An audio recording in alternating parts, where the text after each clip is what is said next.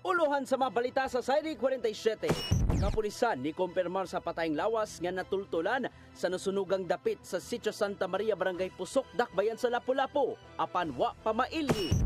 22 ka mga dagkong simbahan sa Dakbayan sa Subo tutukan sa PNP ato sa pagsugod sa Misa de Gallo. Kapitan sa Barangay Kasambagan nga si Franklin Ong subling napili isip presidente sa Liga ng Barangay Cebu City Chapter. Lalaki nga kanunay magpakita og armas siyang silingan sa Dakbayan sa Naga, nadakpan. Sugbo, Kabisayan ug Mindanao, Pilipinas ug sa katawhan.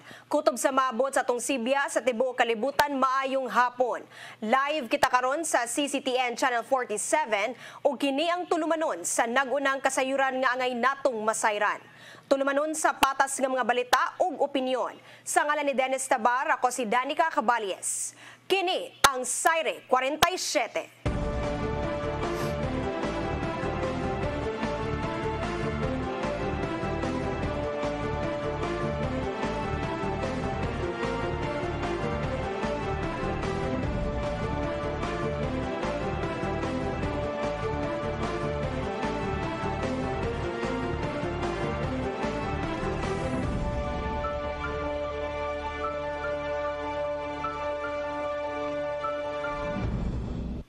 Ug karon sa kompletong detalye sa mga balita.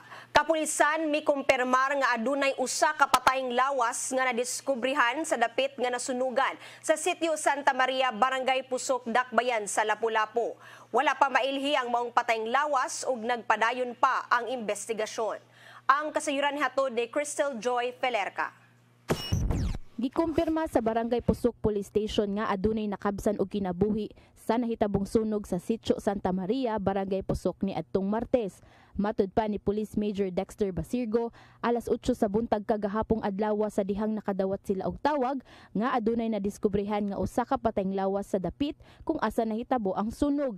Sa nadawat nga report, diha-diha gipasuta dayon niya sa investigador aron sa pagkumpirma kung lawas ba gud kini sa tawo. Giadto ni sa tuwang investigator to verify sa patay. So, kung gapon na nakitaan gyud nga patay nga ang resemblance tao gud siya kay naa may ulo na lawas. So tao gid siya, dili siya mananap nga namatay. Wala pa'y dugang kasayuran ang mga kapulisan bahin niini kay ang maong lawas wala pa mailhi ug padayon pa kining giimbestigahan. So subject for forensic examination for the identity of the cadaver, unya gi-process na siya sa suko. Crystal Joy Felerca, CCTN News. Mga nasunugan sa Sitio Santa Maria, Barangay Pusok, Lapu-Lapu City nga kasamtangang nagpuyo sa kapilya i-relocate tungod kay gamiton sa Misa de Gallo karong kadlawon. Temporaryo unang ibalhin ngadto sa eskwelahan ang mga nasunugan. Ang kasayuran hatod pagbalik ni Crystal Joy Felerca. Sugdan na unyang kadlawon ang Misa de Gallo apan ang Our Lady of Fatima Foundation Chapel sa Barangay Pusok wala pa nang kapangandam. Maupa kini ang sitwasyon sa kapilya karong buntaga kung diin giokupar og daghang gamit ug nagtapon og pa ang mga donasyon. Ang gamay nga kapilya gihimong temporaryong gipuy-an sa ubang mga nabiktima sa sunog tungod kay dili na sila masigo sa gitagana nga evacuation area. Gihimo ni siya nilang temporary evacuation area. Actually ang ato ang designated evacuation area gyud naa sa under sa Marcelo Fernan Bridge. Kaso lang overcrowded na sila dito, puno na kayo, wala sila kabutangan. So kini na lang stage ug kanang gamayng chapel muna lang gihimo pod nila nga evacuation area. Bisan pa man wala maipon sa ubang mga nabiktima, apan matud sa mga nasunugan nga temporaryong nidayon sa kapilya, abunda sila sa mga hinabang nga gikan sa gobyerno ug mga pribadong sektor. Makita nga nagtapon og pa ang mga sinina nga gilatag sa gawas sa kapilya ug wala na kini tagay og pagtagad tungod kay daghan na sila og nakuha ug wala na sila'y masudlan niini. Abunda kay mi sa pagkaon, abunda mi sa sanina, abunda mi sa pagkaon. Walay problema, tubig na atanan. Ang katulang need na mo mga butangan sa sanina og kaldero, plato, kutsara, need na mo. Uban kinahanglan nga i-relocate ang mga biktima karong adlaw tungod kay gamiton ang kapilya karong kadlawon. Maong giapod-apod na ang mga donasyon aron kini mahawan. Dili ra hinuon sila mawad-an og kapasilungan kay ibalhin ra ang mga nasunugan sa eskwelahan nga nahimutang at bangrasad sa maong kapilya. Manglimpyo mi onya. So ikuan sila onya i-transfer sa Pusok Elementary School after lunch. So after lunch, ang mga officer o mga katilingban sa Padima Foundation magtinabangay og general cleaning para preparation sa among Misa de Gallo unyang kadlawon. Crystal Joy Filerca, CCTN News. Mandawi City Government mo-donate og 200 ka sakong bugas ug 1 milyon ka pesos sa Lapu-Lapu City alang sa mga nasunugan sa Barangay Pusok. Samtang gidonate usab ni Kongresista Lollipop Uwano Dizon ang bahin sa iyang sweldo ngadto sab sa mga nasunugan. Ang kasayuran hatod ni Mary Rose Sagarino.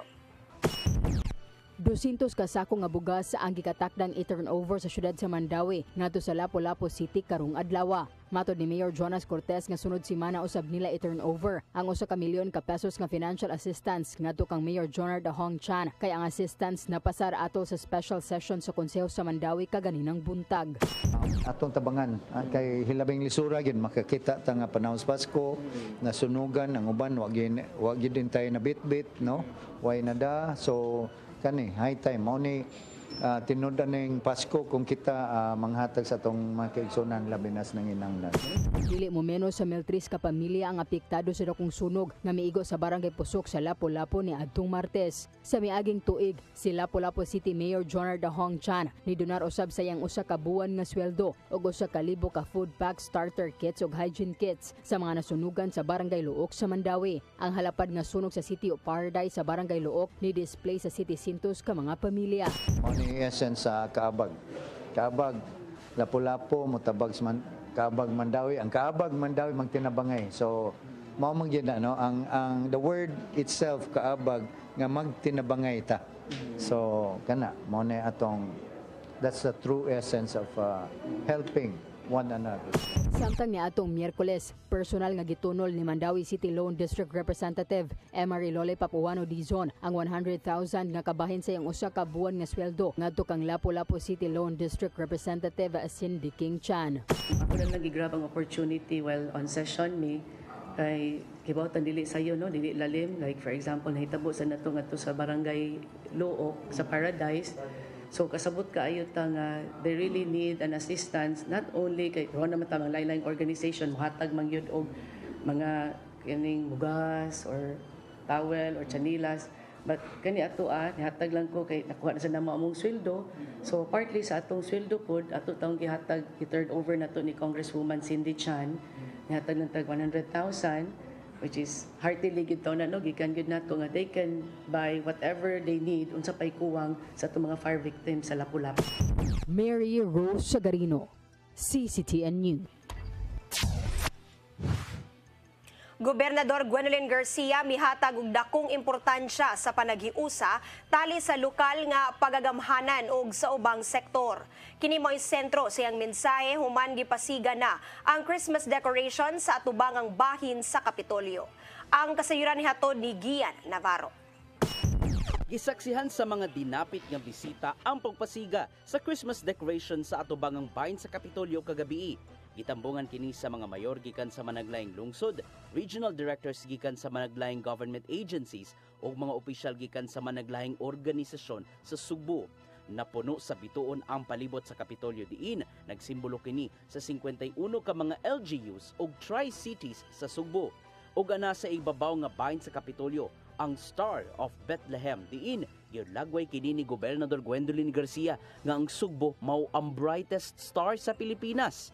Ang mga opisyal gikan sa tulo ka mga dakbayan mipadangat og tagsa-tagsa ka mga mensahe dinang sagat nga unod mao ang panaghiusa sa tibuok Sugbo. Dungan kini sa ilang pagpasalamat ngadto sa liderato ni Garcia. Due to the biggest incident, fire incident and have ever happened in our city. But Governor Gwen never left us. I could say that safely, I think, with all my other colleagues, that this message of unity grows on us every year. And unity means compassion. Compassion to serve, compassion to help. And I personally witnessed this also, together with our Tri-City mayors, on how our governor reached out to the different municipalities and cities in order for us to be one, with one common goal, one common objective, and that is for the development and progress of our beloved province of Cebu. Gayon usab sa pagpasalamat si Garcia ngadto sa tanang mga ahensya ug organisasyon nga nisuporta sa ilang mga programa. Ilabi na nga gisuportahan nila ang mga programa sa Kapitolyo nga naningong makabangon ang matag Sugboanon human sa managlaing hagit. Why is this happening? Because we have this unity that only continues to get stronger and stronger as we go through challenges and as we celebrate victories. Ipanginaw ni Garcia nga magmadasigon gyapon ang matag Sugboanon sa panaghiusa ilabi na ning pagsaulog sa pagkatao sa Ginoo nga atong manunubos. Gian Navarro, CCTN News. Moabot sa 22 ka mga dagkong simbahang Katoliko sa Dakbayan sa Sugbo ang patutukan sa PNP atol sa Misa de Gallo sugod unyang kaadlawon. Mga pulis mag-roving sugod karong gabi aron ipatuman ang istrikto nga ordinansa sa curfew sa mga menor de edad. Ang kasayuran hatod ni Arnold Bustamante. Sugod karong alas 10 sa gabi, mag-roving na ang mga pulis sa Dakbayan sa Sugbo aron ipatuman ang ordinansa sa curfew sa mga menor de edad nga naapa sa kadalanan bisan sa laom na nga kagabion. Kinikabahin silang pagpangandam sa seguridad sa Misa de Gallo nga sugdan unyang kadlawon sa nakaliaga simbahan sa syudad. Mato ni Police Lieutenant Colonel Janet Rafter, Deputy City Director for Operations sa Cebu City Police Office, nga ang tumugtuyo nini aron malikayan nga dunay mga batan-on nga naapa sa karsada na nag-inom og nagpaabot sa oras sa Misa de Gallo. Iyang gipasabot nga kung mga hubog na og moadto na sa mga simbahan apan kung nga mag-abot ang lain-laing grupo, mamahimong mo resulta na sab sa kagubot sama sa nitabo sa midabay nga tuig. Dindo na nahitabong pinusilay sa barangay Parian. Dindo nagyuy kinabuhi nga nakaras. Gid na ang abutanan ugma ang simbahan gikan mag-inom kining mga batan nga mga walay galatagaw lang ba nga way mga kuanjud ang uban anak kay gikan sa inom mo diretso na ang simbahan. So gamayng kuan dito kisaw sa simbahan, gamayng bikil dako na din kaayo ang kuan at mga insidente may tabo. So again, we are appealing sa mga ginikanan, mga guardian diya sa atong mga minor de edad na please confine your minor children or your minor kids sa inyong mga tagsa-tagsa kapanimalay para usab nato malikayan nga may sugamak sila niining mga aksidentihan. After nga ang pagpatuman sa curfew alam lamang kini adto nga mga minor de edad nga walay igong rason nganong naa sila sa gawas sa laom na nga gabi apan kadto nga mga batan-on nga kauban silang pamilya ug kadtong mopaingon sa simbahan dili sila mamahimong dakpon. Una na nga mipahibaw ang Police Regional Office 7 nga dakong ikatabang sa pagpatunhay sa kalinaw ug kahusay sa mga kalihukan sa simbahang Katoliko ang pagpatuman sa curfew. Natay curfew no sa atong mga minor de edad but naman tay qualification di ba sa atong minor as a base atong ordinansa magsugod atong curfew sa mga minor alas 5 hangtod sa alas 10 sa gabi hangtod sa alas 5 sa buntag but that is the kuanjud generally but that may exemption katong adpat og mopalit og tambal og they are accompanied by their families ingon na matong simbahan. Yes, we have also emphasized it during the earlier conference na we have to implement the curfew especially ni minor nga walay mga kauban nga naglatagaw ang atong kadalanan. Himong inventory sa CCPO moabot kadto sa 34 ka mga simbahan ang nasa syudad. 22 niini himutang sa urban area nga gilauman nga mao'y dugukunon sa mga Katoliko atol sa Misa de Gallo. Tungod ni maton ni Rafter magbutang sila og daghang nga mga pulis sa mga mga simbahan. Wala pilabot nini ang mga force multipliers ug ang task force kasaligan gikan sa kagamanan sa Dakbayan sa Sugbo. Gawas sa mga pulis nga nakabantay sa simbahan atol sa Misa de Gallo, dunay gitahasan nga mga personnel nga mo duty 24 oras. So napunan kita og 60 ka personnel from the RMFB. So ato po ni sila ang magman but other than them naapagyud kuan ang composition sa manning sa atong mga security forces within the churches and its vicinity are the PNP kanang RMFB kananggikan sa istasyon kung asa napahigayon nahiluna ang mao nga simbahan. Then we also have the task force kasaligan, the force multiplier from the city government, and then naputi mga BPSO. So Ugment ang Police Regional Office 7 nga mga police personnel ngadto na sa kapulisan sa Dakbayan sa Sugbo nga moabot sa 60 nga mausab ang ipakatap sa mga simbahan. Arnold Bustamante, CCTN. Gipahibalo sa Visayan Electric nga minusa ng bayranan sa kuryente og 1 peso and 16 centavos per kilowatt hour alang sa December ug January billing period. Pasabot ni ini, anaa na lang sa 11 pesos and 43 centavos per kilowatt hour ang bayranan gikan sa 12 pesos and 59 centavos per kilowatt hour sa miaging buwan. Alang kini sa mga konsumidor sa panimalay nga nigamit og 200 kilowatt hour nga kuryente matag buwan. Mato di Visayan Electric President and CEO Engineer Raul Lucero nga ni barato ang presyo sa kuryente sa wholesale electricity spot market. Apan giawha gihapon ang mga konsumidor sa Visayan Electric nga magbinantayon gihapon sa paggamit og kuryente aron kalikayan ang dakong bayranan ni ini. Musunod, kapitan sa Barangay Kasambagan nga si Franklin Ong, subling napili isip ABC President sa Dakbayan sa Sugbo. Kanaguman pa mga balita sa pagbalik sa Sayri 47.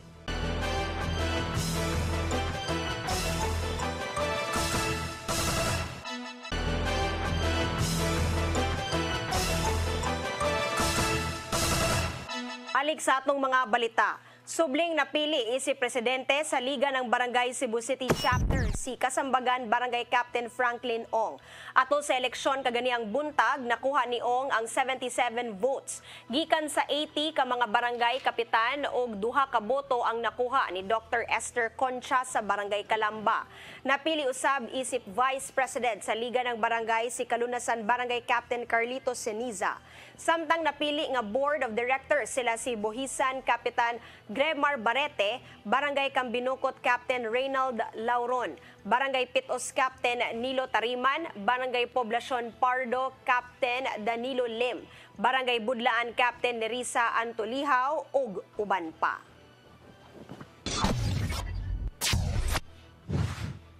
Mga bagong opisyal sa Association of Barangay Council sa siyudad sa Mandaue nanumpa kaganihang buntag. Si Kapitan Dante Borbajo sa Barangay Kanduman ang napiling bagong ABC President sa Dakbayan.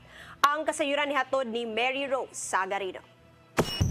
Aduna na'y bagong mga opisyales ang Association of Barangay Council sa siyudad sa Mandaue human sa gihimong ABC election kaganinang buntag. Si Kapitan Dante Borbajo sa Barangay Kanduman ang napiling bagong ABC President, samtang si Kapitan Ignacio Cortez sa Barangay Sentro ang gitudlo nga Vice President o Kapitan Roy Lumapa sa Bakilid isip Auditor. Ang ABC Board of Directors mao sila si Kapitan Maricar Caniete, Robert Santillana, Raul Cabahog, Romanita Manatad, Reb Cortez, Jose Rone Ranili o Dario Tariman. Sila nanumpa isip bagong opisyales at ubangan ni Mayor Jonas Cortez kaganinang buntag.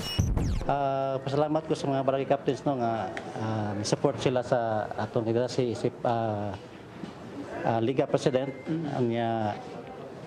ang mga barangay captains po daghan kay sila angay po nila ipabot rin ako ba. So kana man tututukan sa ninglingkod na ito, tututukan aron ato mapabot sa City of Mandaue ang ilang mga yamuo. Mauragi ako nga close coordination between the local government and barangays. Kay ang kaning mga barangays nato, these are the atong frontliners no sa atong pagpanerbisyo. Mao na nga gikinahanglan nga atong i-strengthen ang atong kabarangayan, pinaagi sa suporta gikan sa local government unit. Kaganinang buntag, anausab si Kapitan Eduardo Gomera Sr. sa Barangay Magikay. Siya nanumpa sa katungdanan at ubangan ni Congresswoman Imari Lollipop Uwano Dizon kagahapon human gilibkas na sa COMELEC ang suspension sa iyang proclamation. Si Gomera ang nakadaog sa barangay ug SK elections ni atong Oktubre 30. Na-delay ang iyang proclamation tungod sa petition pag-disqualify sa iyang kandidatura sa kaatbang niini sa politika. May kay gunda po na na-proclaim na ta pasalamat sa kukta-kukudo sa mga tao nga nitabang nato.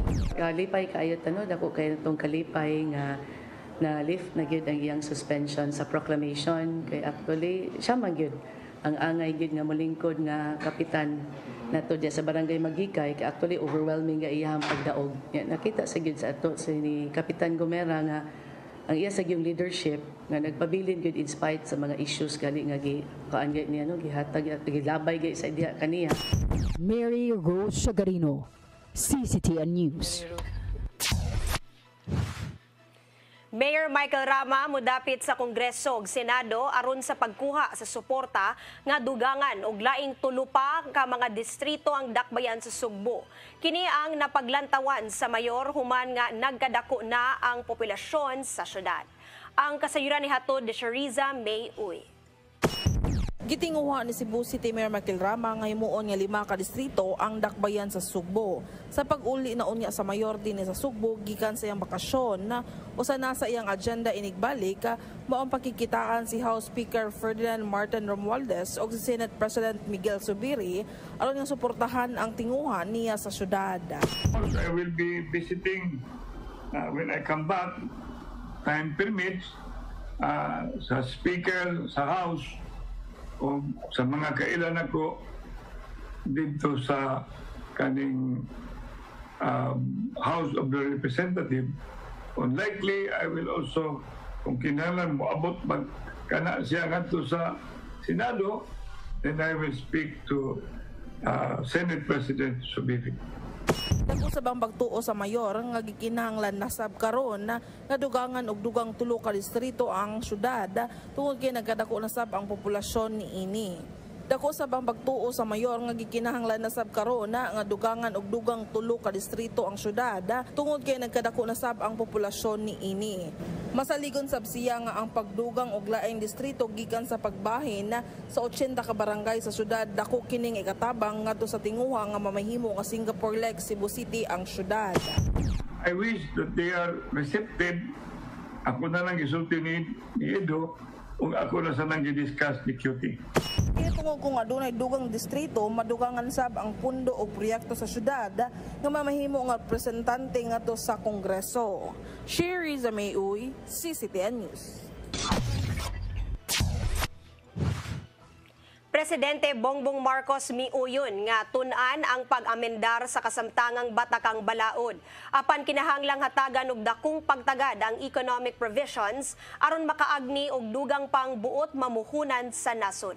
Ang kasayuran ni hatod ni Gian Navarro. Gibutag ni Presidente Ferdinand Bongbong Marcos Jr. nga uyon niyang tun-an ang pipila ka lagda ubos sa 1987 Constitution. Apan kinahanglang hatagan og dakong pagtagad ang ekonomikanhon niyang provisions aron makaagdi og dugang pang buot nga mamuhunan dinhi sa nasod. Daan ang gibutag ni House Speaker Martin Romualdez nga tagan og dagong pagtagad sa Kongreso sa sunod tuig ang charter change kun cha-cha. Buta nga giuyunan kini ni Marcos Jr. aron mas mapaduol pa ang nasod sa mga investors. Apil na ang mga langyaw nga buot mamuhunan. Nasayran nga hatagan ng pagtagad sa Kongreso ang pagpaluag pa sa restrictions alang sa mga langyaw nga magnegosyo sa Pilipinas. Sa wala pa nag-adjourn ng Kongreso, tun-an nilang Romualdez ang pagtuon sa mga proposals sa sunod tuig bahin sa daling pagpasulod sa mga foreign investments and capitals.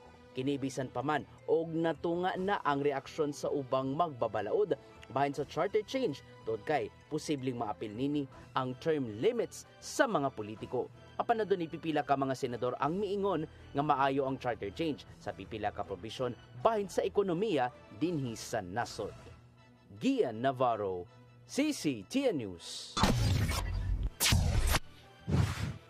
Niumol og joint executive order sinang Gobernador Gwendolyn Garcia ug Acting Mayor Raymond Alvin Garcia aron mahanay ang pagpatuman sa bus rapid transit project sa Cebu City. Natuki sa ilang meeting uban ang mga opisyal sa dakbayan sa Sugbo ug sa BRT project implementers ang mga issue nunod sa katukuran sa maong infrastruktura. Kini aron maminusan ang bugat nga dagan sa trapiko, mahanay ang project design ug ang maayong drainage system sa kadalanan.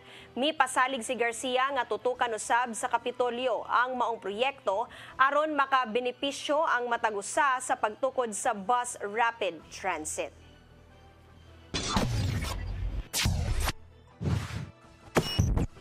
Musunod, lalaki nga kanunay magpakita og armas siyang silingan sa dakbayan sa Naga, nadakpan human gironda. Kanaguban pa mga balita sa pagbalik sa Sayri 47.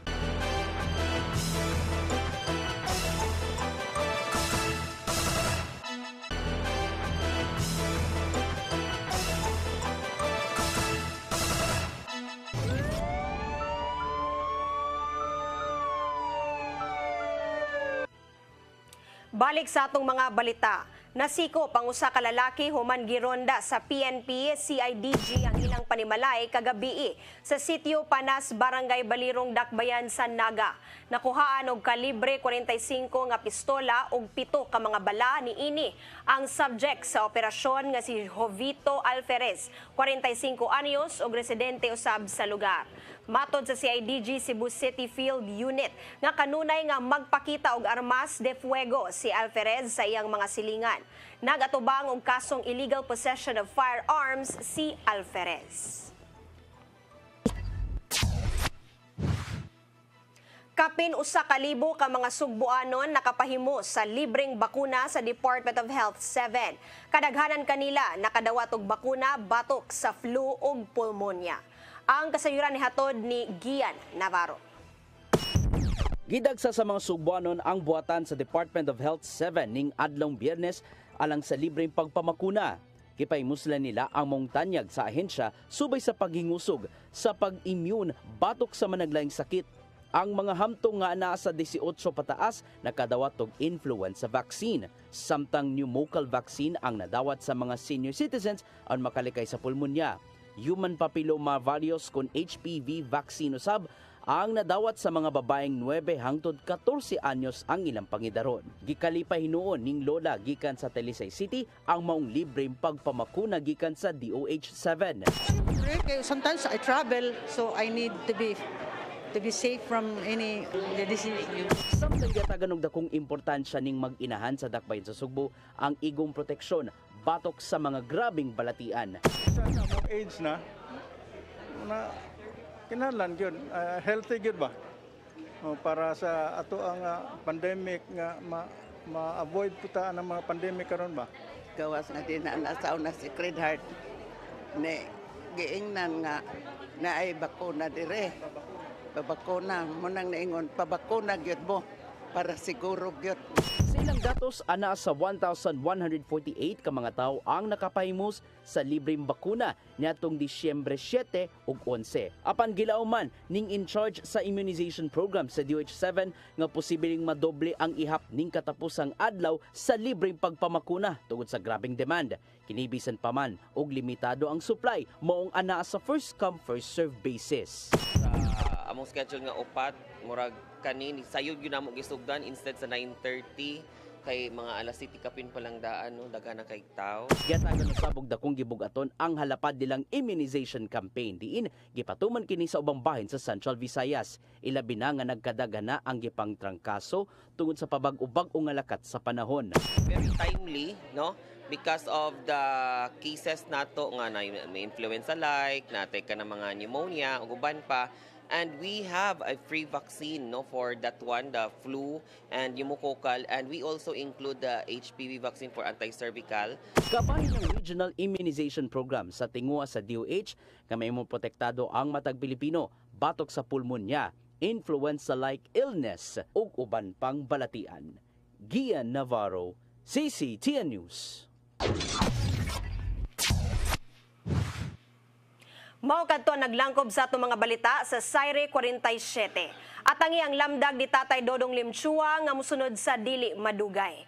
Sa atong Christmas countdown, napo kaadlaw na lang sa dili pa ang Pasko. Sa ngalan ni Dennis Tabar, ako si Danica Cabales. Hangtod Lunes pohon sa inyong paboritong tulumanon.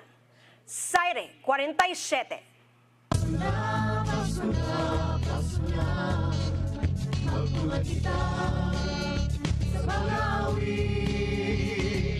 Uban sa kamana sa pagkinahin sa pusong kaguling manano. Pasuna, pasuna, pasuna. Gugma ang angay na kong paambi sa igsuuntang hubo, gutom sa pagmahal. Kay kaniya mo lang mapatayag kung sa'y kahulugan sa Pasko. Ito sa pasungan nagpagkatao ang atong Ginoo.